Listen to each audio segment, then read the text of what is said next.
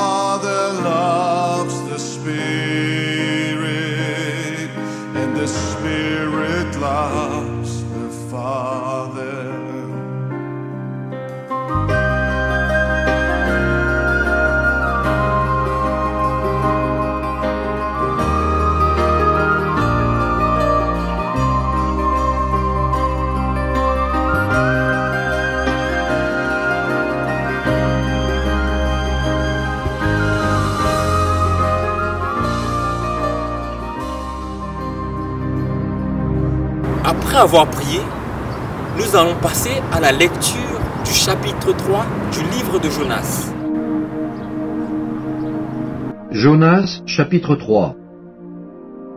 La parole de l'Éternel fut adressée à Jonas une seconde fois en ces mots.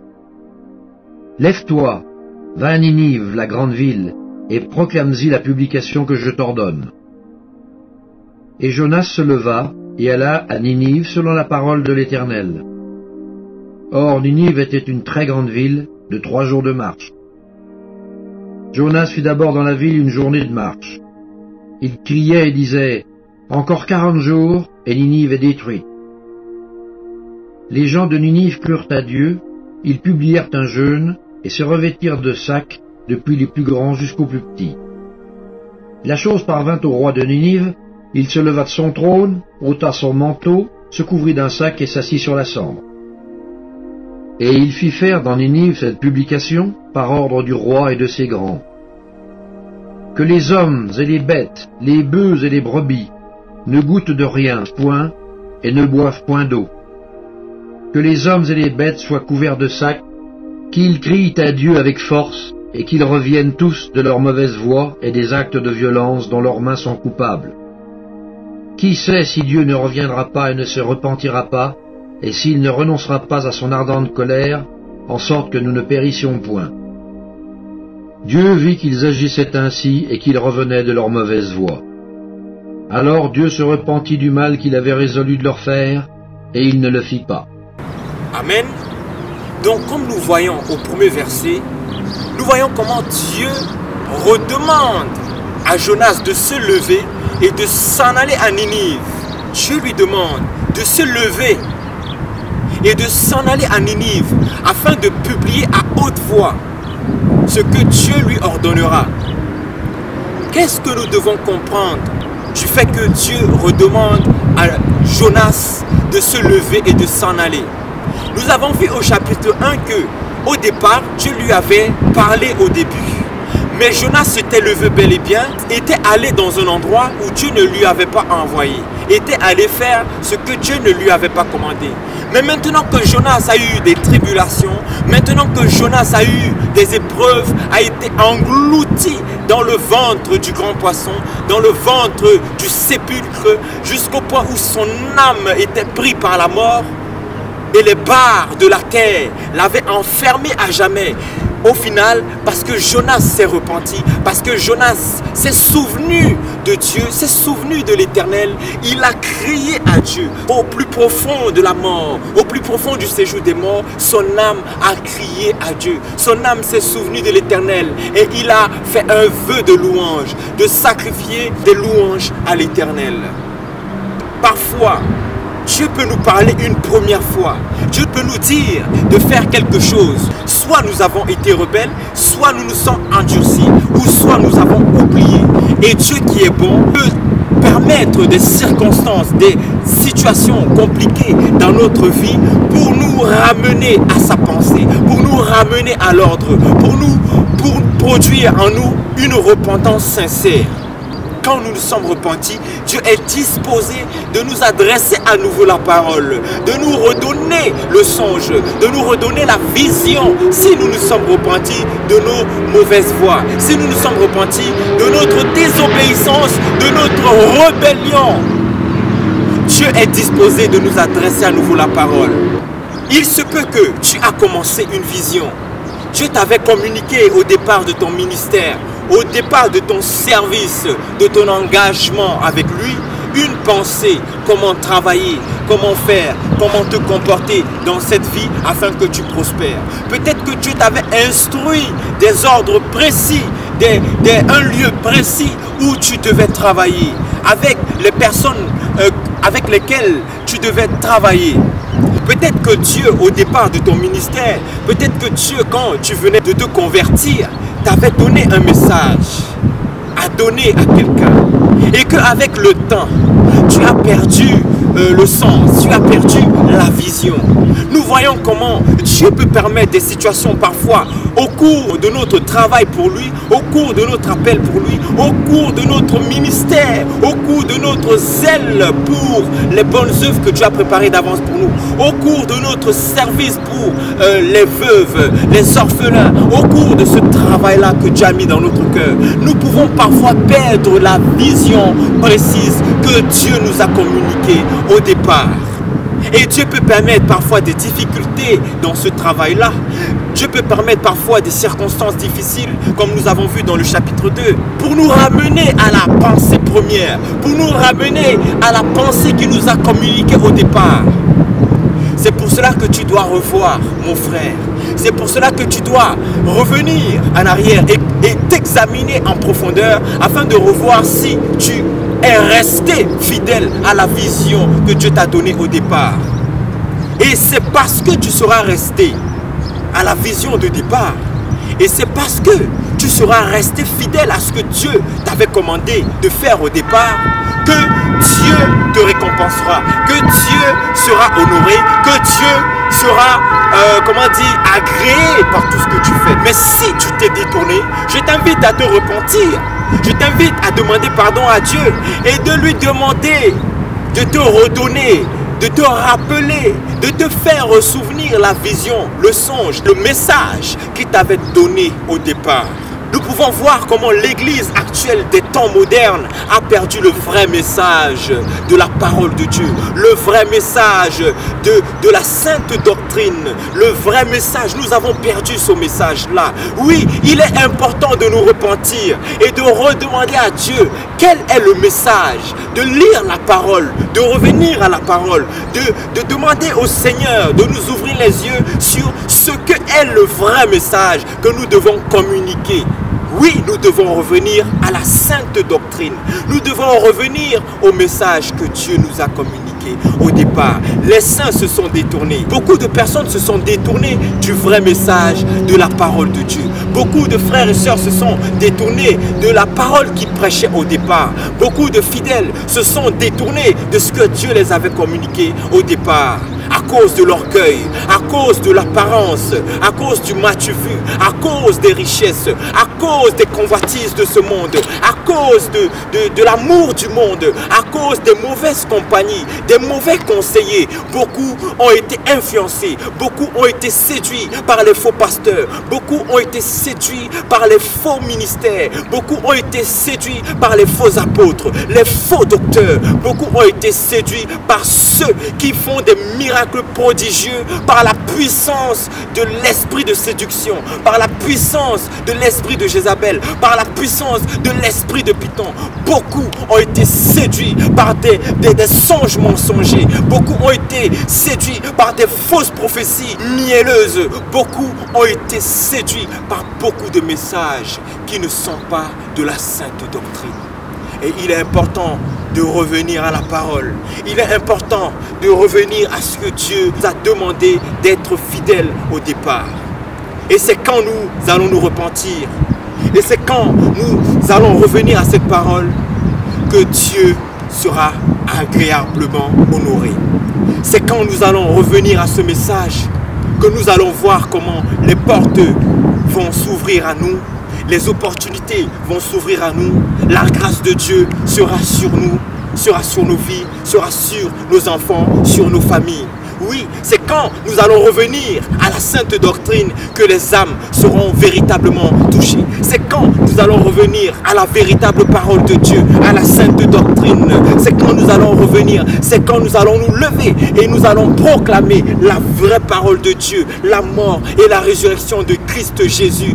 Oui, c'est quand nous allons revenir au message de la repentance. C'est quand nous allons revenir au message que Dieu nous a donné au départ, que nous allons voir la repentance dans les cœurs. C'est quand nous allons revenir à ce message que nous allons voir le Saint-Esprit descendre et descendre sur les vies et transformer les vies. C'est quand nous allons prêcher ce message, annoncer ce message dans toutes les nations que nous allons voir des changements, que nous allons voir beaucoup de personnes endurcies, des personnes riches, opulents dans cette vie. C'est quand nous allons revenir à cette parole que nous allons voir la différence, que l'amour reviendra dans les cœurs. Demandons au Seigneur de nous donner la capacité de revenir à la sainte parole. Demandons au Seigneur de nous donner la force et l'esprit de vérité. Parce que beaucoup ne sont plus dans cette vie, mais beaucoup sont dans l'égarement. Beaucoup ont été faits prisonniers par un esprit de séduction, par un esprit d'égarement. Au Seigneur Jésus-Christ, le Rédempteur, de nous donner l'esprit de vérité, la foi en la vérité, en la vraie parole de Dieu, afin que nous soyons sur le chemin, la vérité et la vie. Mais si tu n'es pas sur la sainte doctrine, tu n'es pas dans la vérité. Mais si tu n'es pas sur la sainte doctrine, tu n'es pas sur le chemin, mon frère, ma soeur. Si tu n'es pas sur la sainte doctrine, tu n'es pas sur le chemin de la porte étroite. Tu n'es pas sur le chemin resserré. Mais si tu n'es pas sur la sainte doctrine, mon frère, laisse-moi te dire, ne sois pas séduit par tout ce que tu peux voir autour de toi. Ne sois pas séduit par tous ces ministères grands. Ne sois pas séduit par toutes ces personnes qui font des miracles. Ne sois pas séduit par toutes ces personnes qui se laissent distraire, qui se laissent manipuler par des esprits méchants et arrogants et orgueilleux. Ne sois pas séduit par tout ce que tu peux voir comme prodige de nos jours, mais sois attiré par l'amour de la vérité. Et c'est l'amour de la vérité qui te gardera, qui te préservera de ces temps mauvais, dans lesquels nous pouvons voir beaucoup de gens se proclamer être de Dieu. Dieu a demandé à Jonas d'aller à Ninive, de publier à haute voix ce que Dieu allait lui ordonner. Mon frère, ma soeur, pasteur, apôtre, prophète, évangéliste, saint, fidèle, qu'est-ce que Dieu nous a ordonné dans sa parole? D'aller proclamer, d'aller publier dans le monde. Quelle est la parole de Dieu que nous devons proclamer? C'est ce que Dieu nous a ordonné, que Dieu considère. Dieu ne considère pas ce qui vient de nous par fierté, par orgueil. Dieu ne considère pas ce que nous faisons par nos propres forces. Dieu ne considère pas ce que nous faisons par notre propre intellect. Car ce qui vient de l'homme est une abomination à l'Éternel. Toute la justice de l'homme est comme un vêtement souillé devant Dieu. Mais Dieu ne considère que ce qui vient de son esprit. Dieu ne considère que ce qui vient de lui. Et c'est quand nous allons faire ce que Dieu nous a véritablement ordonné que nous allons voir les fruits de la repentance dans les vies. Et que nous allons voir le changement et la transformation radicale produite par la puissance du Saint-Esprit dans les vies de ceux qui ont accepté le message pur, saint de l'Évangile. Dieu a parlé au départ à Jonas. Jonas, à cause de tout ce qu'il a enduré, n'avait plus de choix. Maintenant qu'il avait fait alliance avec Dieu, il avait fait un vœu avec Dieu, il était obligé de respecter son engagement. Dieu a déclaré à nouveau une parole à Jonas. Jonas décide d'obéir maintenant. Jonas n'est plus quelque part endurci. Jonas n'est plus quelque part orgueilleux, n'est plus dur. Mais Jonas se lève. Jonas se lève parce que quelque part il a été contraint de se lever. Beaucoup se sont levés. Ils ne le font pas peut-être par amour, mais parce que Dieu les a soumis au feu. Dieu a permis un englouchissement dans leur vie. Dieu a permis des problèmes dans leur vie. Et c'est à cause, c'est par peur de souffrir à nouveau qu'ils se sont levés. Et parce qu'ils ont fait un vœu qu'ils se sont levés. Mais si, posons-nous vraiment la question, si Jonas au départ avait obéi par amour pour Dieu, quelle serait la suite? Allait-il autant souffrir? Allait-il autant souffrir? Dieu seul le sait. Nous voyons comment Jonas est parti à Ninive, aller proclamer la grande parole que Dieu lui avait commandée. Ninive était une très grande ville de 3 chemins de journée. Qu'est-ce que nous pouvons en tirer comme leçon? Nous pouvons saisir que Ninive était une très grande ville. Ça veut dire qu'il fallait 3 jours pour marcher jusqu'à Ninive. Pour atteindre la ville de Ninive, il fallait que Jonas marche 3 jours. Saisissons la révélation. Parfois, pour arriver à notre objectif, il nous faut faire 3 jours de chemin de journée.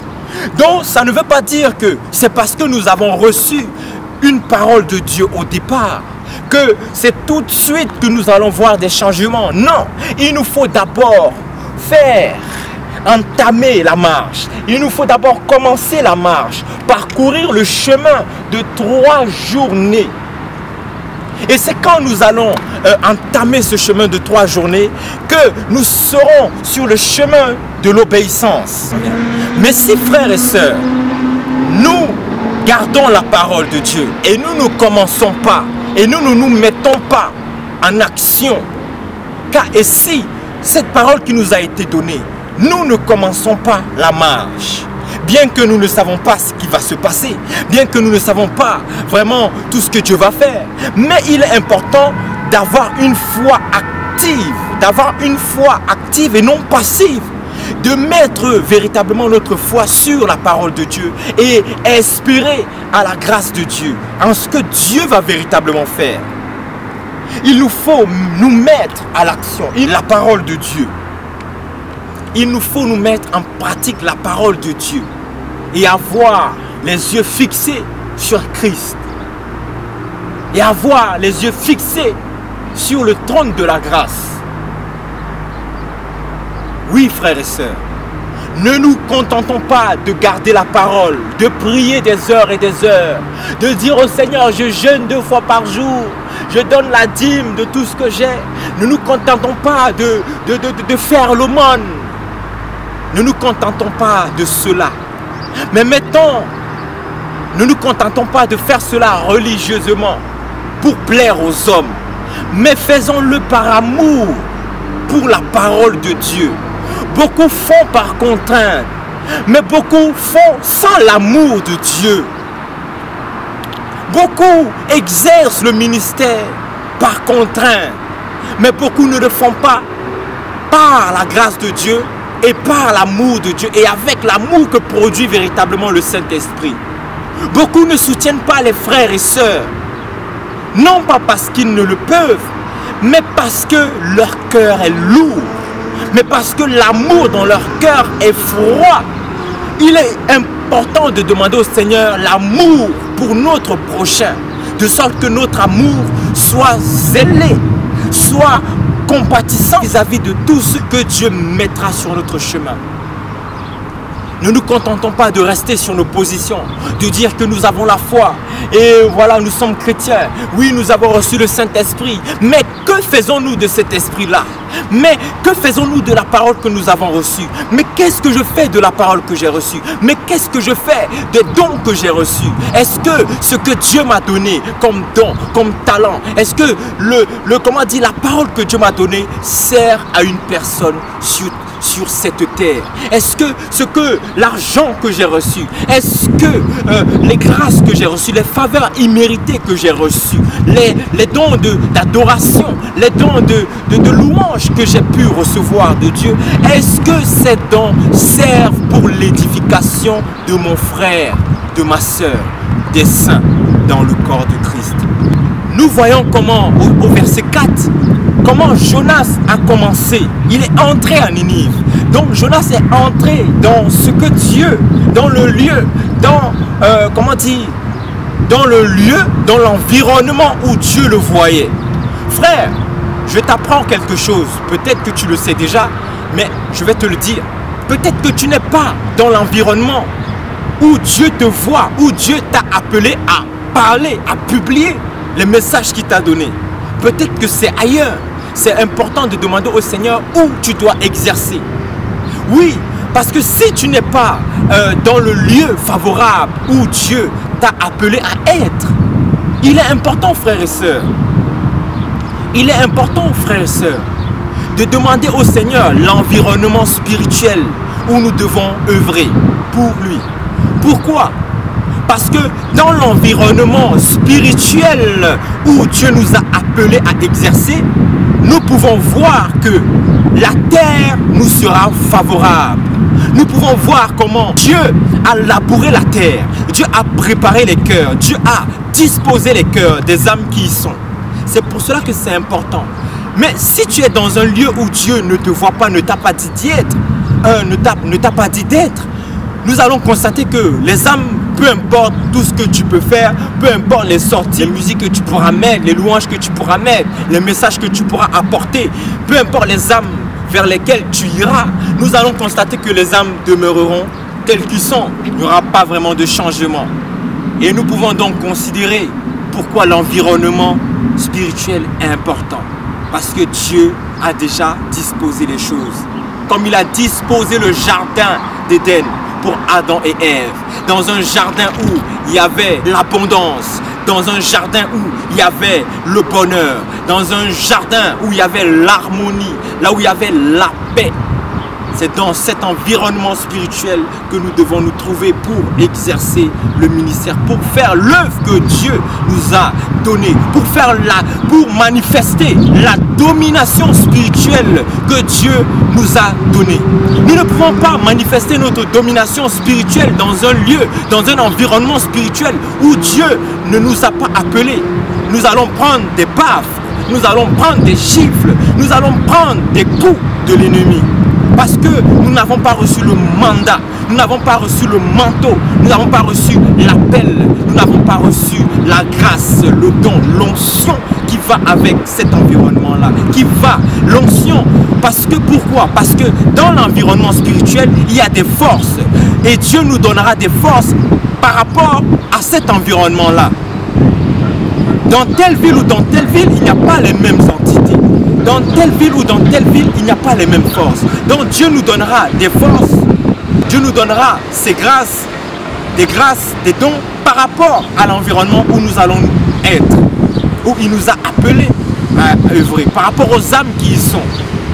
Dieu nous donnera une intelligence, une sagesse par rapport à cet environnement-là. Jonas est entré à Ninive. Et quel message Jonas a commencé à publier à Ninive? Mon frère, quel message as-tu commencé à publier? Nous voyons comment Jonas commence à publier ce message. Encore 40 jours et Ninive sera renversée. Ninive sera détruite. Ninive sera mis à terre. Pourquoi il est important de dire ce que Dieu nous a instruit de dire, nous a commandé de dire? Pourquoi il est important de donner la parole telle qu'elle est? Pourquoi il est important de donner le songe, la vision telle qu'elle est? Pourquoi? Parce que, pourquoi il est également important que ce soit nous personnellement? Parce que Dieu a déposé des choses en nous. Parce que Dieu a déposé des grâces en nous. Et ce message va avec nos grâces. Ce message va avec nos dons. Et c'est pour cela que si c'est tel frère qui le dit, peut-être que ce n'est pas le même impact que ça va produire dans la vie des personnes qui vont écouter ce message-là. Peut-être que ce message que telle personne ou tel pasteur va dire à telle personne, peut-être que ce n'est pas ce que Dieu attend. Mais si c'est moi, parce que c'est moi que Dieu a dit va à Ninive, c'est moi qui ai reçu les dons, les capacités que Dieu a disposées en moi dès la fondation du monde, Dieu m'a dit va. Et si je n'y vais pas, tel frère va peut-être aller, mais Dieu qui est bon peut sauver les âmes. Ne l'oublions pas, Dieu est compatissant. Mais nous pouvons voir quand même qu'il est important que ce soit nous, personnellement, que Dieu a appelé d'aller dans tel endroit, d'aller dire tel message. Ça doit être nous qui devons aller dire à telle personne. Ce doit être nous qui devons aller parler à telle âme. Pourquoi? Parce que Dieu a déjà disposé cette âme. Pourquoi? Parce que nous avons les paroles. Parce que Dieu a mis en nous peut-être une forme de sagesse, une intelligence, les mots. Nous allons peut-être mieux trouver les mots qu'une autre personne. Chacun a reçu des dons différents, mais du même esprit. Nous ne devons pas nous envier, nous ne devons pas nous jalouser. Mais il est important que chacun fasse avec les grâces que Dieu lui a données. Et que ce soit chacun qui fasse où Dieu lui a commandé d'aller. C'est important parce que ça aura un impact dans la vie des personnes. Il était important que ce soit Jonas qui devait aller à Ninive. Pourquoi Dieu a tant insisté vis-à-vis de lui? Nous avons vu que Dieu avait mis des grâces en Jonas. Dieu avait mis des paroles en Jonas. Et c'était Jonas qui devait aller dans cet environnement-là pour parler. Pourquoi Dieu n'a pas suscité une personne d'autre et laissé Jonas? Parce que Dieu insistait, parce que c'est Jonas qui avait reçu les grâces, c'est Jonas qui avait reçu la parole pour aller leur parler. Et Dieu savait que quand Jonas allait parler, quelque chose allait se passer dans les cœurs. Quand Jonas allait parler aux Ninivites, quand Jonas allait parler au peuple de Ninive, à la grande ville de Ninive, quelque chose allait se passer dans toute la ville. La parole de Jonas était puissante. La parole que Dieu avait mis en Jonas était terrible. La parole que Dieu avait mis en Jonas, les grâces que Dieu avait mis en Jonas étaient puissantes, étaient fortes. Et c'est pour cela que c'était Jonas. Et c'est pour cela que Dieu insiste avec toi. Parce que Dieu a déposé des choses en toi. C'est toi qui dois aller. C'est toi qui dois faire. Dieu a disposé des âmes pour toi. Dieu a disposé des choses à faire pour toi. C'est quand toi, tu vas te lever. C'est quand toi, tu vas te disposer. C'est quand toi, tu vas te mettre dans une situation d'obéissance que tu vas voir que les âmes vont être touchées. Il y aura des guérisons. Il y aura des délivrances. Parce que tu as reçu. Parce que tu as reçu quelque chose qui vient de Dieu. Parce que tu as reçu quelque chose qui vient bien de Dieu. Et c'est pour cela que Dieu t'attend dans l'environnement propice. Ne va pas là où Dieu ne t'a pas donné, ne t'a pas dit d'aller. Ne va pas dans un lieu où Dieu ne t'a pas dit d'aller. Mais va là où Dieu t'a dit d'aller. Parce que c'est quand tu iras là où Dieu t'a appelé à être, dans la ville où Dieu t'a demandé d'aller, que tu verras le prodige, tu verras la grâce de Dieu. Ninive sera renversée. C'est ce que Jonas est allé dire. Encore 40 jours et Ninive sera renversée. Encore 40 jours. Pourquoi 40 jours? Nous voyons que parfois Dieu a déterminé un temps pour nous appeler à l'ordre. Il y a parfois un temps déterminé où nous devons nous mettre sur le bon chemin, où nous devons nous repentir. Une fois que le temps sera passé, une fois que le délai sera passé, nous serons renversés. La ville sera renversée. Les problèmes vont venir. Les situations compliquées, difficiles vont venir. Les tourments vont venir.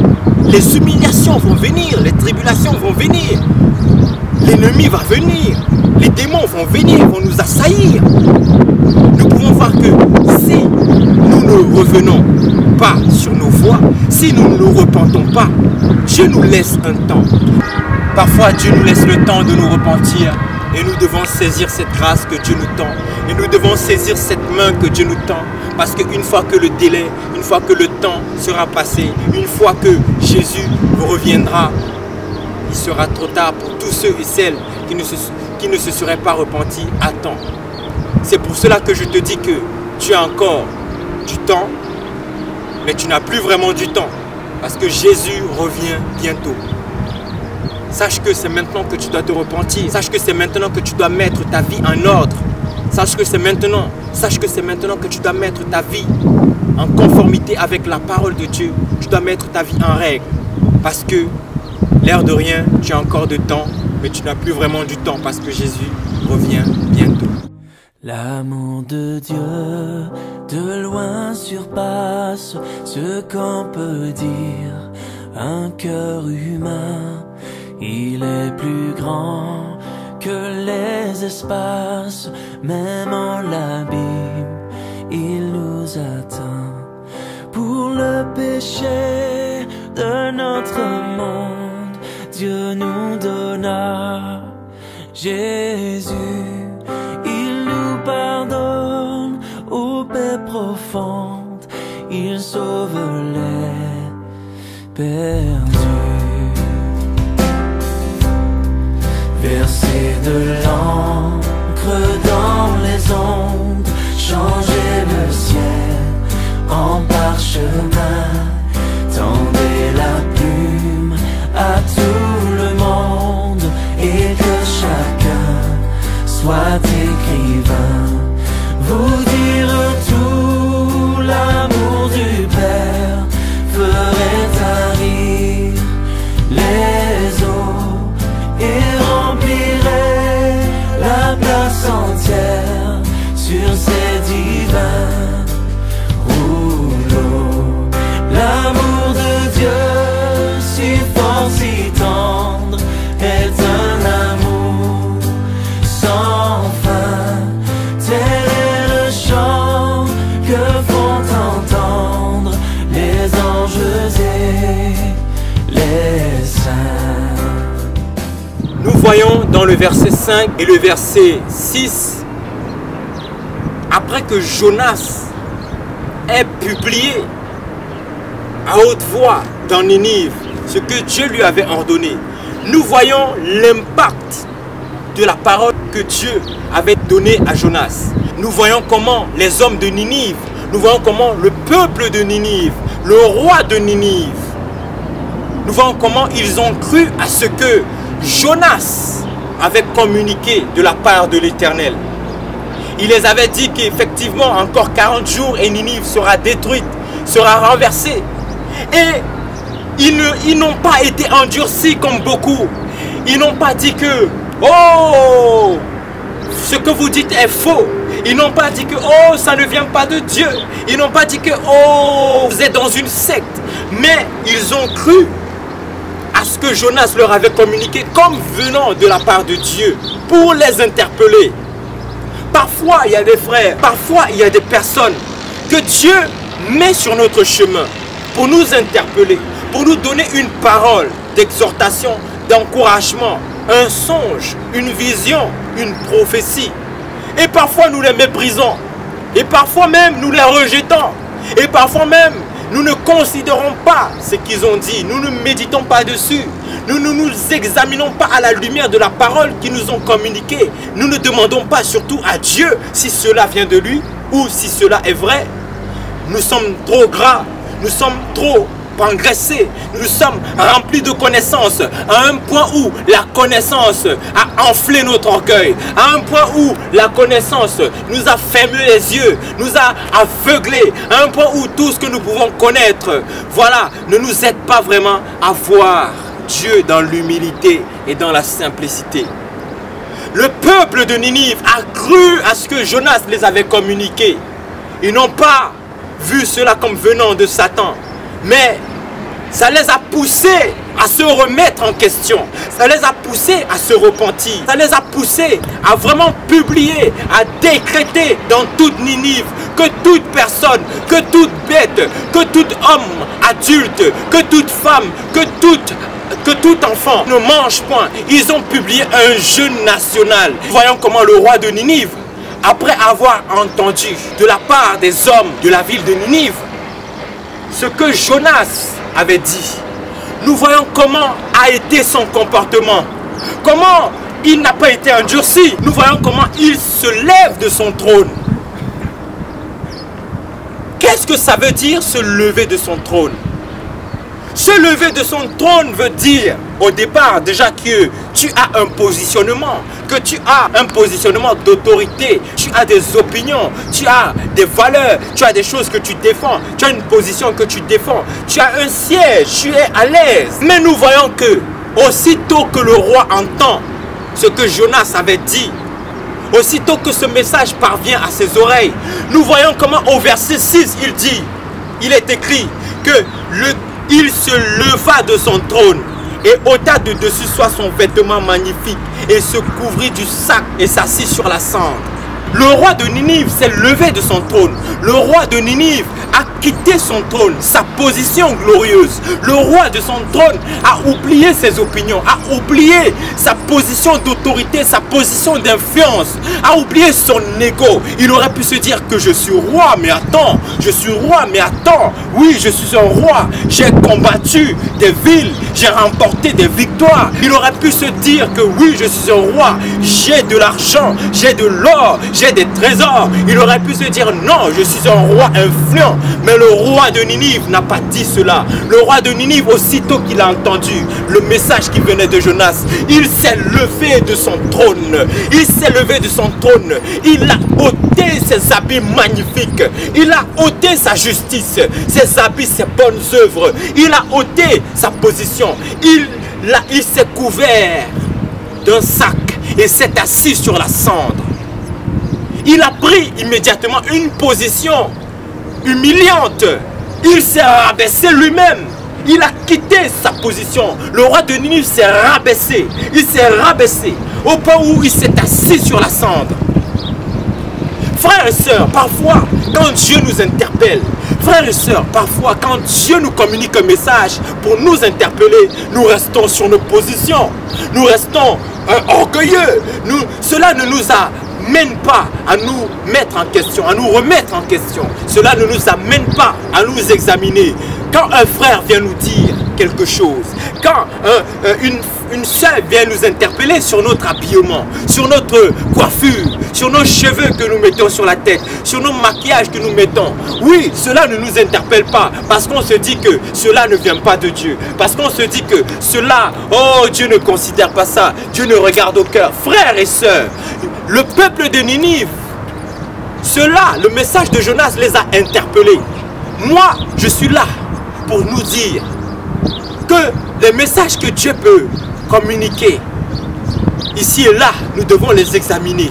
Et nous devons mettre nos vies en ordre par rapport aux messages qui viennent de Dieu.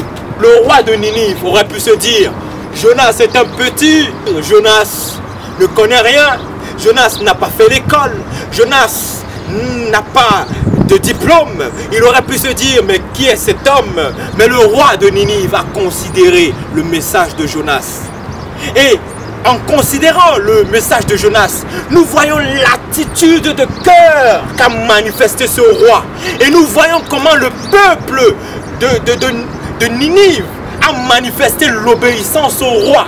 Même ses enfants étaient dans l'obéissance du roi. Ils ont, après que le roi a décrété le jeûne, le peuple a été uni pour la repentance de la nation. Le peuple s'est uni sur cette cause afin que Dieu puisse ôter sa colère de la ville, afin que Dieu puisse avoir compassion de la ville.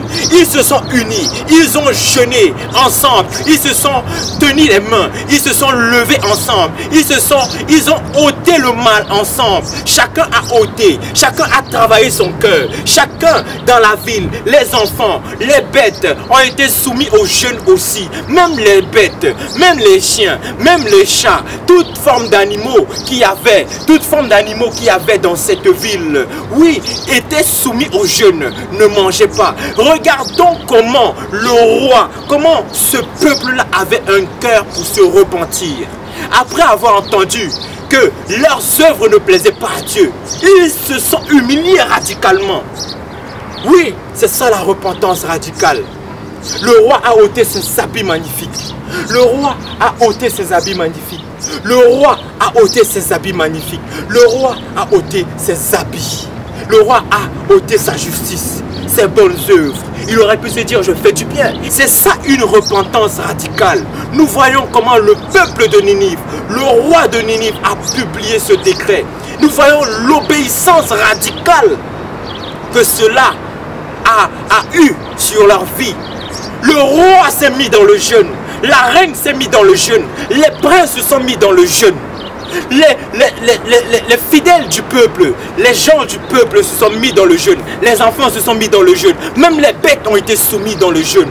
Oui, frères et sœurs, il est important que parfois, même quand nos familles, même quand nos villes pratiquent des mauvaises œuvres contre l'Éternel, nous devons nous unir, frères et sœurs, pour proclamer le jeûne, afin que la colère de Dieu soit ôtée de la ville, afin que le renversement de la ville soit écarté, afin que Dieu ait compassion de nos familles. Nous devons parfois nous unir pour tous ceux et celles qui sont chrétiens dans une famille. Parfois, il est important de nous unir ensemble pour cette cause, pour pas que notre famille soit renversée, pour pas que notre mariage soit renversé. Oui, il est important de s'unir dans l'amour, de nous repentir ensemble, de demander pardon à Dieu avec le jeûne et en prenant, en nous humiliant, en ôtant notre position, en ne regardant pas à nos diplômes, en ne regardant pas à notre position dans l'église. Il est également important que dans une église où il y a le mal, dans une église où il y a la sorcellerie, là où il y a l'impudicité, dans une église qui ne respecte pas la sainte doctrine, il est important également de s'unir sous une même cause, la cause de la repentance, afin que Dieu puisse pardonner, afin que Dieu puisse nous pardonner, afin que la colère de Dieu soit ôtée de notre église, afin que la colère de Dieu, la fureur de Dieu, mais afin que la colère de Dieu soit ôtée, afin que Dieu puisse avoir compassion de notre église, de notre assemblée. Nous devons nous unir, nous devons nous lever, nous devons quitter nos positionnements en disant, oui Seigneur, nous nous humilions devant toi, nous nous rabaissons devant toi. Je ne regarde pas à ma position de pasteur, je ne regarde pas à ma position de diacre, je ne regarde pas à ma position d'évangéliste, je ne regarde pas à mes dons, je ne regarde pas à ce que je peux faire. Oui, je peux faire des miracles, oui, je peux faire la délivrance par ton esprit. Oui, je ne regarde pas à ça, je ne regarde pas aux millions que j'ai dans mon compte en banque, je ne regarde pas à ça, mais je m'humilie devant toi, je me rabaisse devant toi. Oui, mes fidèles aussi s'humilient devant toi et se rabaissent. Chacun se rabaisse, chacun ôte tout ce qu'il a déjà pu faire pour le Seigneur, tout ce qu'il a déjà pu faire comme œuvre de justice. Ôte tes vêtements magnifiques et Dieu t'élèvera. Repens-toi radicalement, repens-toi sincèrement et Dieu aura compassion de toi. Et l'Éternel aura compassion de toi. Il est important que nous fassions cela dans nos familles. Il est important que nous fassions cela dans nos couples. Il est important que nous fassions cela dans nos écoles, pour nos nations, pour ceux et celles qui sont chrétiens dans un pays, s'unissent dans l'amour de Christ.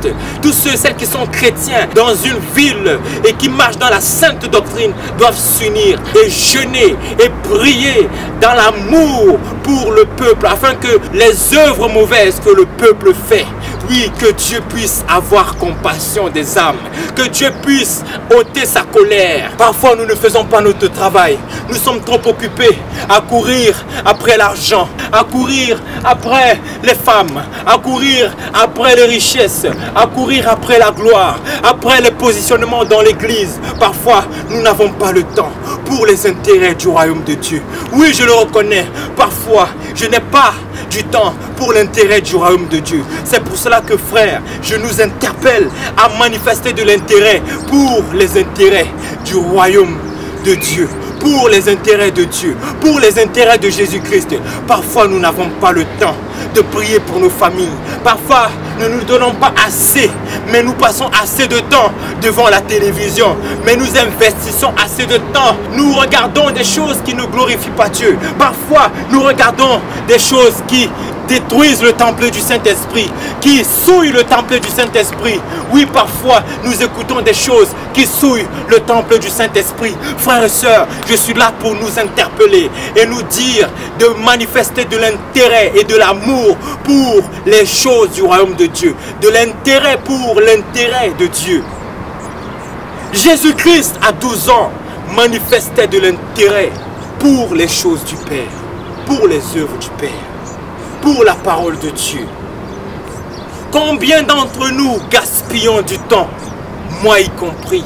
Oh, que Dieu me pardonne. Combien d'entre nous gaspillons du temps en n'évangélisant pas, en ne parlant pas de Dieu à nos frères et sœurs? Et nous avons vu comment le temps est important. Parfois, nous avons du temps, un certain temps pour parler aux âmes. Mais nous sommes trop occupés à courir après les miracles et les guérisons. Mais parfois nous sommes trop occupés à courir après la gloire de ce monde, après les diplômes. Nous sommes trop occupés. Bien que cela soit nécessaire, nous devons reconsidérer la primauté, la prééminence. Nous devons restructurer, nous devons mettre Dieu au centre, au milieu. Nous devons mettre Dieu à la première place, les choses de Dieu à la première place, afin que le Seigneur soit glorifié. Frères et sœurs, j'aimerais également nous dire que il ne faut pas juger. Peut-être que Jonas ne voulait pas aller. Il était peut-être trop dur au départ. Peut-être qu'il a jugé trop le peuple de Ninive. Peut-être que Jonas s'était dit que « Oh, c'est des grands pécheurs. Ils ne se repentiront jamais. Regarde les œuvres qu'ils font. » Peut-être que Jonas méprisait ce peuple-là. Peut-être que Jonas haïssait ces hommes-là. Peut-être que Jonas les rejetait. C'est peut-être pour cela qu'il n'y allait pas. Peut-être que parfois tu méprises les gens de ta ville, les femmes de ta ville, de ton quartier, les hommes du monde, les âmes du monde. Mais sache qu'il est écrit que les péagers et les prostituées nous devanceront. Oui, les mépriser, ceux qu'on rejette, ceux qu'on juge, ceux qu'on calomnie, ceux qu'on critique parfois. On leur dit, oh, regarde comment elle est habillée. Oh, regarde comment elle est. Elle ne changera jamais. J'aimerais nous dire sur la base de ces versets, sur la base de ces messages, que parfois il est important de ne pas juger les gens qui sont dans le monde. Mais nous devons prier, mais nous devons aller et les annoncer la bonne nouvelle. Qui sait si Dieu vient à leur donner le salut? Qui sait si Dieu vient à leur donner la repentance, la grâce de se repentir? Qui sait si Dieu, dans sa miséricorde magnifique, puisse leur donner de se repentir, de s'humilier, de se détourner du mal, de se convertir de leur mauvaise voie? Oui, il est important de ne pas juger ceux qui sont dans le monde. Il est important parfois de ne pas juger, mais de regarder les âmes sous un angle divin, avec les yeux de Dieu, avec l'amour de Dieu, et les considérer comme des hommes, comme des femmes, comme des enfants, comme une ville qui a besoin d'entendre la voix de Jésus, qui a besoin d'entendre l'évangile de paix, qui a besoin d'entendre l'évangile de gloire. Il est parfois important de ne pas juger nos semblables, nos frères qui n'ont pas encore reçu la grâce. Oui, que Dieu me pardonne. Combien de fois j'ai jugé, combien de fois parfois j'ai soupçonné le mal. Que Dieu me pardonne, que Dieu change nos cœurs, frères et sœurs. Combien de fois parfois j'ai méprisé quelqu'un. Frères et sœurs, allons et annonçons la bonne nouvelle. Ne regardons pas à ce qu'il peut faire aujourd'hui, mais regardons à ce que Dieu peut faire d'eux demain. Ne regardons pas à leurs œuvres, parce que souvenons-nous d'où Dieu nous a pris hier. Aujourd'hui, Dieu nous a fait grâce, mais souvenons-nous d'où Dieu nous a tirés hier. Les œuvres que nous pratiquons hier. Nous sommes tellement rapides parfois. Nous jetons des pierres. Nous jetons des pierres pour mettre à mort ceux qui ne connaissent pas Dieu. Nous les jugeons, nous les méprisons, nous les rejetons, nous les mettons de côté.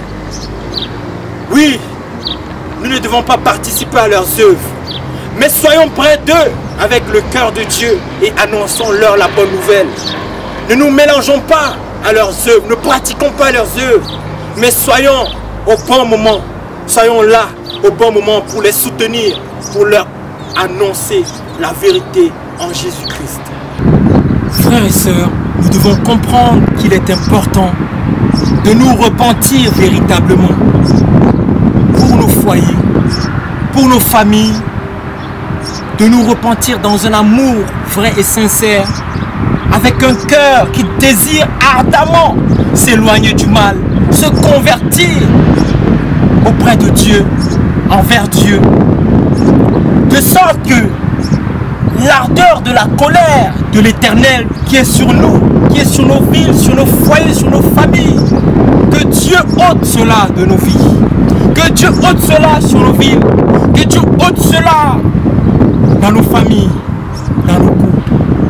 Oui, nous pouvons donc comprendre que parfois la colère de Dieu est sur une ville.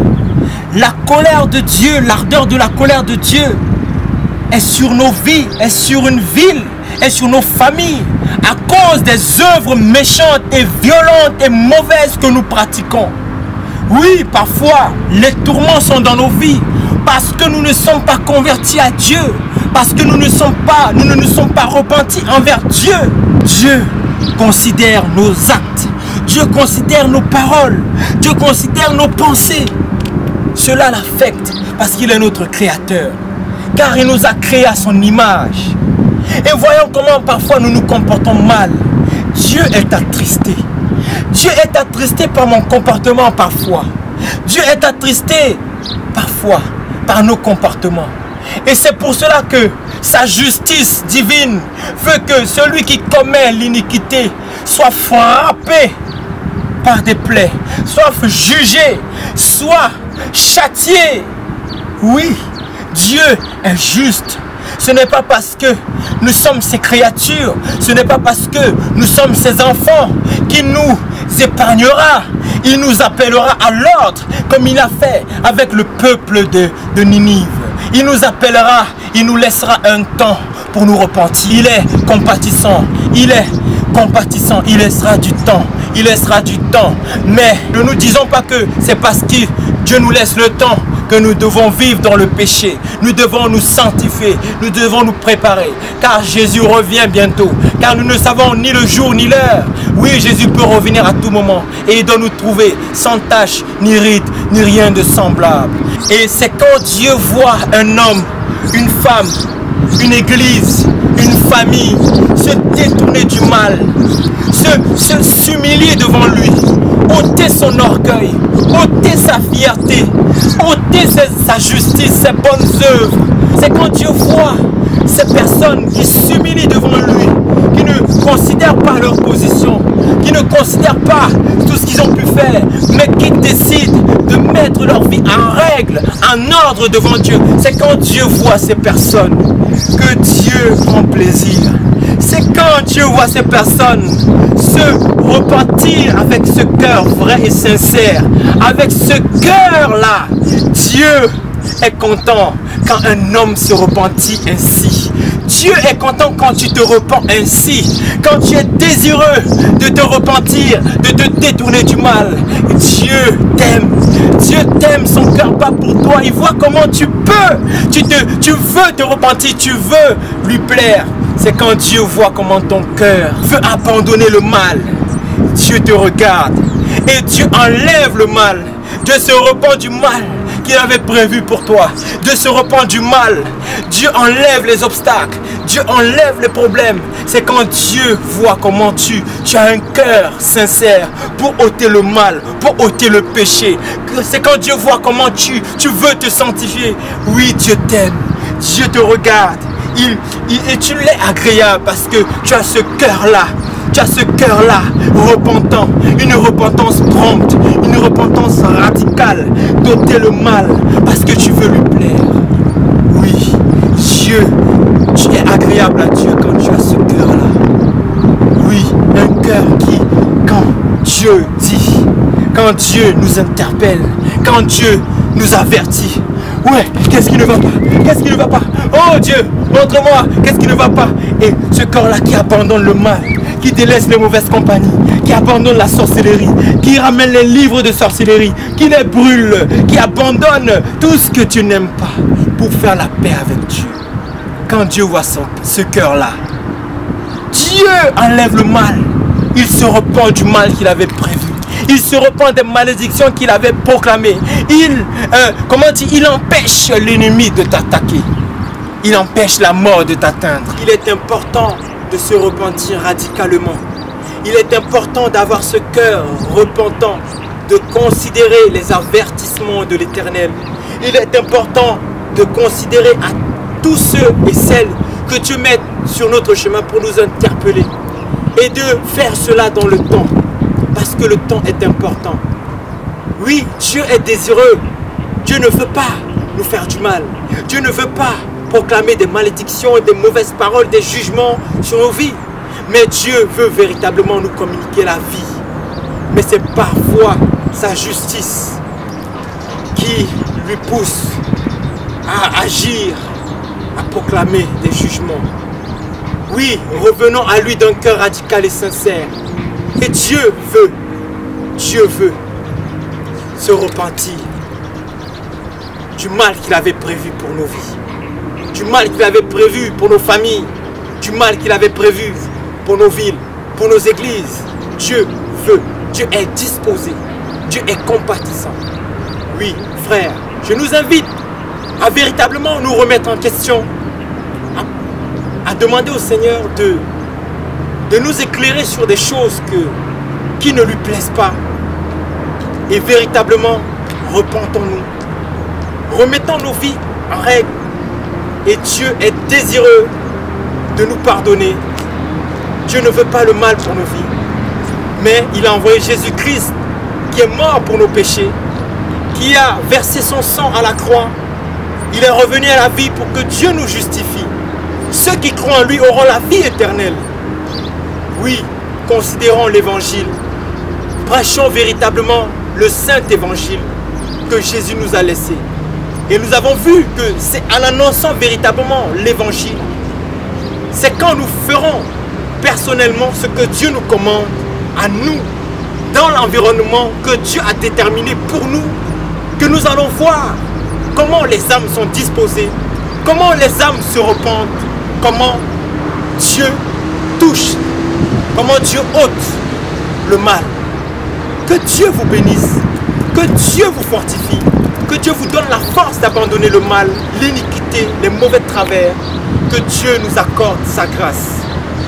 Que Dieu nous donne la force de nous repentir, de nous sanctifier. Au nom de Jésus, que vos foyers soient bénis, que vos maisons soient comblées de sa grâce et de son amour. Au nom de Jésus-Christ. Amen. Que la crainte de l'Éternel soit sur nous. Que la crainte de l'Éternel soit sur nous. Que la crainte de l'Éternel soit sur nous. Oui, que la crainte de l'Éternel soit sur nous. Je vais sur mes actes, je vais sur tout ce que je fais. Je vais sur mes actes, je vais sur tout ce que je fais. Je vais sur mes yeux, je vais sur tout ce que je regarde. Je vais sur mes yeux, je vais sur tout ce que je regarde. Que la crainte de l'Éternel soit sur nous. Que la crainte de l'Éternel